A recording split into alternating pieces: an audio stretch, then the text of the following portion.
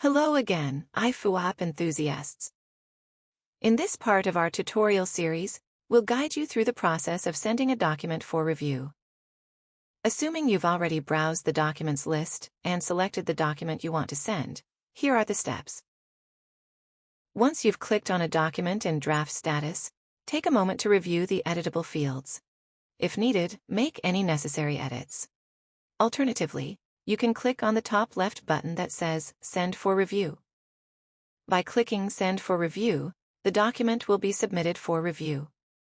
Its status will change, and the page will automatically reload to reflect the updated status. If you're an admin at this point, you'll have the additional options to either publish or reject the document. Admins, pay attention! After sending a document for review, you'll receive an email notification indicating that the document is ready for approval. This helps keep you in the loop and streamlines the review process. And that's it. You've successfully sent a document for review on the eIFUApp platform. If you have any questions or need further assistance, feel free to reach out to our support team. eIFUApp is a brand of Pangea Holdings.